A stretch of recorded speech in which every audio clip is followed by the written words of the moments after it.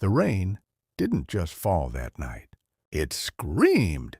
It lashed against the cold pavement of the city I practically owned, though no one, not even the woman I shared a bed with, knew the truth. I stood there, shivering, in a thin, grease-stained janitor's uniform, clutching my 5-year-old son, Leo, to my chest. His leg was bleeding, the white bandage I'd wrapped around it turning a sickening crimson, and his breath was coming in ragged, terrifying gasps. I looked up at the towering glass monolith of the Valeria's Heights, the most exclusive penthouse in the city, and saw my wife's silhouette through the window, clinking a crystal flute of champagne with a man who wasn't me. In that moment, I wasn't Liam Vance, the sole heir to the 150 billion Vance global empire. I was just a disposable janitor who had been told he was no longer welcome in his own home. The security guard, a man I had personally approved for hire 3 years ago, stepped forward and shoved me back into the mud. "Move it, loser," he sneered. "Mr. Sterling doesn't like the view being cluttered by trash." Before we dive into how the man who built this city ended up bleeding in its gutters, I want to take a second to welcome you to Crowned Tales. We tell stories of the shadows and the light, of the powerful and the betrayed. Where are you watching from today? Drop your city in the comments below. I love seeing how far these stories travel. And if you believe that every betrayal eventually meets its match, make sure to hit that subscribe button and join our community. You won't want to miss what happens when the mask finally slips. My father, Silas Vance, was a man who believed that power was a curse unless you knew how to carry its weight. On his deathbed, he gave me one final command. "Liam, find a woman who loves the man, not the crown. If you don't, the vultures will pick your bones clean before you're 40. So I disappeared. I created a paper trail that placed Liam Vance on a private island in the South Pacific for a 3-year sabbatical. In reality, I moved 3 neighborhoods over, took a job as a nighttime maintenance worker at one of my own logistics hubs, and met Sarah. Sarah was beautiful, or at least she seemed so in the dim light of the diner where she worked.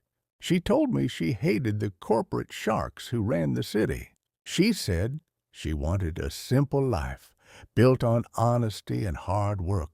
When I proposed to her with a ring that cost me 2 weeks of janitorial wages, secretly a placeholder for the 5-carat diamond sitting in my office vault, she cried and said yes. For 4 years, we lived in a cramped 2-bedroom apartment.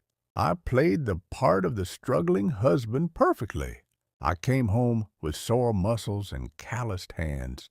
I watched her look at the shiny cars driving past our bus stop with a longing she tried to hide, but I told myself it was natural. We had Leo, a bright, energetic boy who became my entire world. I was planning to reveal everything on our 5th anniversary. I had the legal documents ready to transfer a $500 million trust into her name. I wanted to tell her, the struggle is over. You passed the test. We are royalty. But the test wasn't over. I was the one being graded, and I was failing to see the rot right in front of me. It started 6 months ago. Sarah began working late at the marketing firm where she was an assistant. She started wearing clothes that didn't match her salary. Designer handbags she claimed were knockoffs from a street vendor. and perfumes that cost more than our monthly groceries. Then came Julian Sterling. Julian was the CEO of Sterling Media, a subsidiary I was actually planning to liquidate due to massive embezzlement reports. He was flashy, arrogant, and loved the spotlight. One night, I saw a notification pop up on Sarah's phone while she was in the shower. "The suite is booked at the Heights. Don't bring the janitor." My heart didn't just break, it froze. I didn't confront her. Not yet. I needed to see how deep the betrayal went. I continued my shift every night. But instead of mopping floors, I was sitting in the back of blacked-out SUVs, receiving briefings from my private security team. The contrast was jarring. By day, I was the man Sarah looked at with pity and growing disgust. By night, I was the ghost king of the city, preparing to dismantle the very people she was gravitating toward. The tension reached a breaking point 2 days ago. Leo fell at the park, a deep gash on his leg from a rusted fence. He needed a doctor, he needed stitches, and he was terrified. I called Sarah 20 times. No answer. I rushed home to grab our insurance cards, only to find the locks had been changed. My clothes were in garbage bags on the sidewalk, and sitting on top of the bags was a legal document, a divorce filing, and an immediate eviction notice, signed by a judge I knew was on Julian Sterling's payroll. With Leo sobbing in my arms, I had no choice. I knew Sarah was at Valeria's Heights, the penthouse I owned under a shell company. I thought, surely, when she sees her son bleeding, her humanity will kick in. I took the bus. I didn't call my drivers. I wanted to see the full extent of her cruelty. I wanted to see if there was a single shred of the woman I loved left inside her. When I arrived at the gate, the rain was a deluge. The security guards, recognizing me from my lowly job, laughed. I begged them to let me up, telling them Leo was hurt. That's when the elevator doors opened into the lobby, and Sarah stepped out, draped in a fur coat that cost $50,000. She wasn't alone. Julian Sterling had his arm draped around her waist, looking down at me as if I were a cockroach. "Sarah," I croaked, holding Leo tighter. "Leo is hurt. He needs a doctor." "The locks. Why did you change the locks?" Sarah didn't look at our son. She looked at my muddy boots. "Liam, look at you. You're pathetic. I wasted 4 years waiting for you to become someone, but you're just a man with a mop. Julian is a king. He's shown me a world you couldn't even dream of." "He's a thief, Sarah," I said, my voice trembling with a mix of rage and agony. "And Leo, your son is bleeding." Julian stepped forward, blowing cigar smoke into the cold air. "He's not my concern. And as of 10 minutes ago, this building and the apartment you were squatting in belongs to my conglomerate. You're trespassing. Liam, get out before I have the police haul you off in front of the kid. You're evicting us now, in this?" I looked at the sky, then back at my wife. "Sarah, please." She leaned in, her eyes cold and devoid of any memory of our life together. "I already signed the papers." "Liam, Julian is going to adopt Leo once we prove you're an unfit homeless father. Go back to the gutter where you belong." Julian signaled the guards. They grabbed me by the shoulders, dragging me toward the street. I slipped on the wet marble, Leo screaming in terror as we were thrown onto the sidewalk. My son's blood mixed with the rainwater in the gutter. I sat there in the dark, the neon lights of the city reflecting in the puddles. Julian and Sarah stood behind the glass doors, laughing as they headed back to the elevator. I reached into the pocket of my soaked janitor's jacket. I didn't pull out a mop rag. I pulled out a heavy, encrypted satellite phone that hadn't been turned on in 3 years. With a shaking hand, I pressed the power button. The screen glowed, illuminating the blood on my knuckles. I dialed a single number. "Vance Global Security." A voice answered instantly. "State your emergency." I looked up at the penthouse window, my eyes turning into shards of ice. The poor janitor was gone. The heir had returned. "This is Liam Vance," I said, my voice deathly calm. "Las das. Authorization code, Phoenix 09. I want Julian Sterling erased by dawn. I want the Valerius Heights locked down. And I want my wife to find out exactly who she just threw away." But as I spoke, a black van screeched to a halt in front of us. The doors slid open, and 4 men in masks jumped out. They didn't go for me. They grabbed Leo. "Daddy!" Leo screamed. The van sped off before I could even stand up. My phone buzzed. A text from an unknown number appeared on the screen. "The boy is the price for the empire. Liam, don't call the cops if you want to see him alive." I stood alone in the rain, the most powerful man in the world, with nothing but a phone and a broken heart, realizing that the betrayal was much deeper than a cheating wife. It was a setup from the very beginning. The engine of the black van roared, leaving nothing but a cloud of exhaust and the echoing screams of my son. I stood in the middle of the rain-slicked street, the satellite phone still pressed to my ear. My world hadn't just collapsed, it had been detonated. "Sir, Mr. Vance, we've lost your signal. Do you copy?" The security lead barked through the speaker. "They took him," I whispered, my voice cracking before hardening into something cold and metallic. "They took Leo. Track that van. Use every satellite in the Vance orbital array. If a single hair on his head is harmed, I will burn this city to the ground and salt the earth." I didn't wait for a response. I looked up at the penthouse. Sarah and Julian were still there, visible through the floor-to-ceiling glass, oblivious to the war that had just begun. They thought they had won a petty domestic battle. They had no idea they had just declared war on a ghost. 10 minutes later, a fleet of 3 matte black SUVs screeched to a halt in front of the Valerius Heights. The tires smoked against the wet pavement.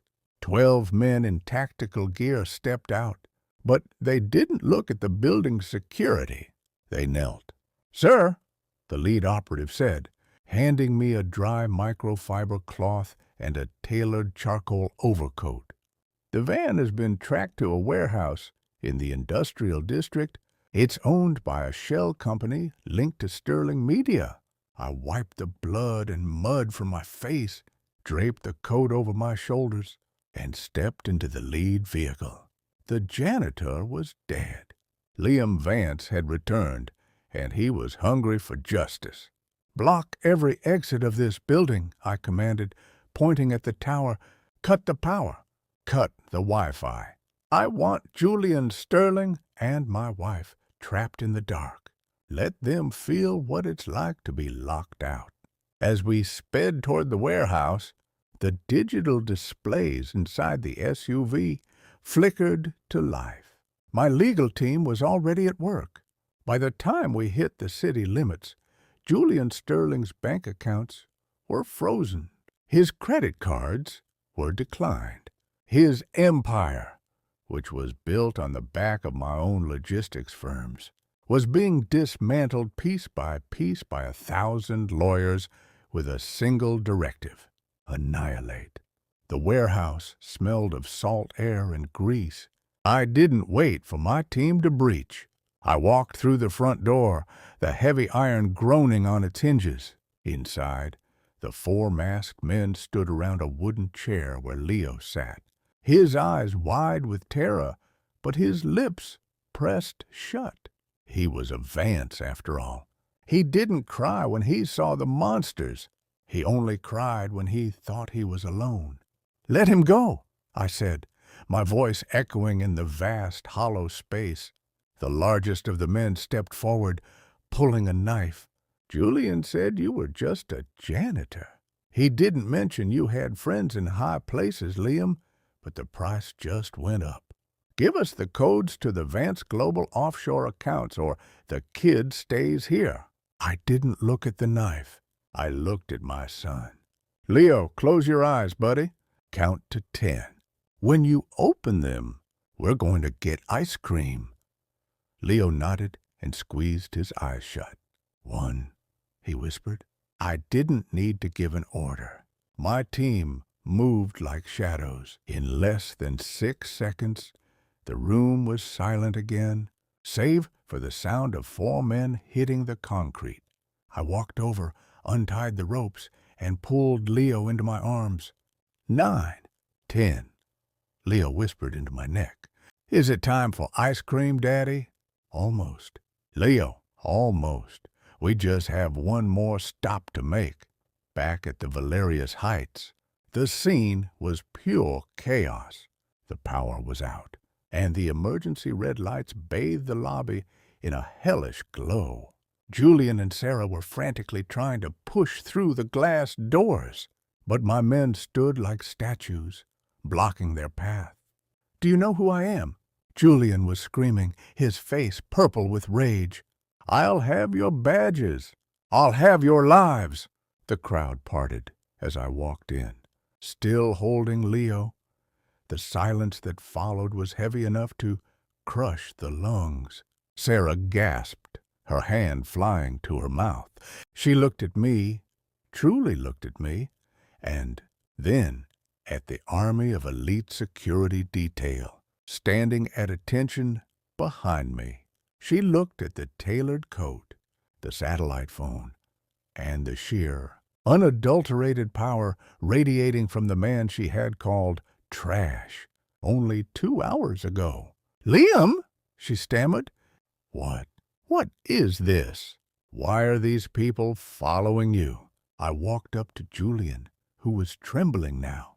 I reached into my pocket and pulled out a single gold coin, the seal of the Vance family. I tossed it at his feet. It rang against the marble with a hollow, lonely sound. "Julian Sterling," I said, "as of 3 minutes ago, Vance Global has completed its hostile takeover of Sterling Media. You are no longer the CEO. You are no longer a billionaire. In fact, according to the audit we just ran on your embezzlement files, you are currently $40 million in debt to me." Julian slumped against the glass, his knees buckling. "Vance? You're Liam Vance."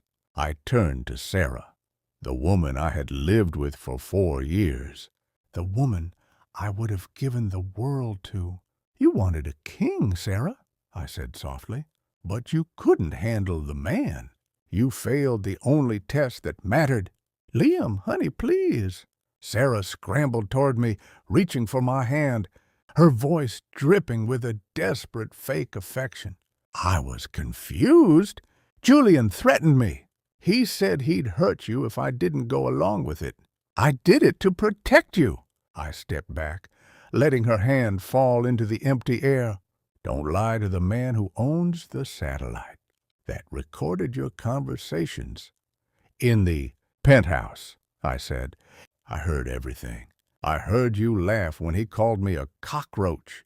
I saw you look away when our son was bleeding. I signaled to my head of legal. The divorce is finalized.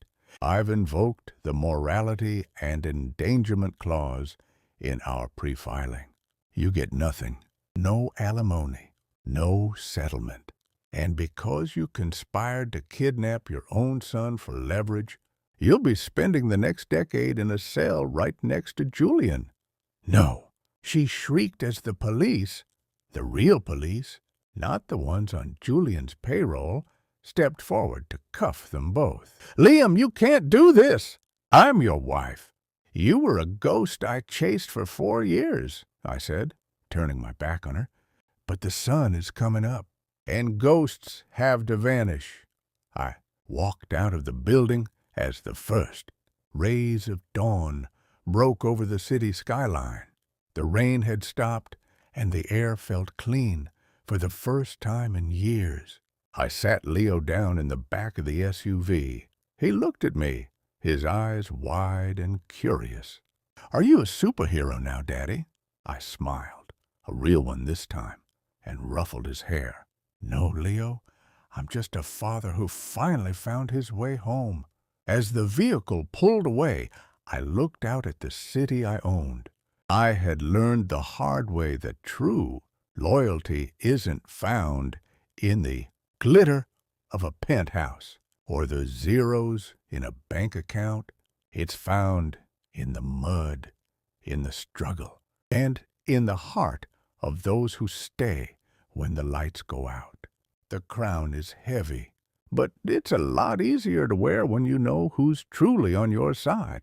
Moral of the story: never mistreat someone just because they seem to have nothing. You never know if they are testing your heart, or if they are the ones who own the ground you're standing on. Thank you for watching this journey on Crowned Tales. If you enjoyed this story of justice and redemption, please leave a "ah" in the comments. We'll see you in the next one.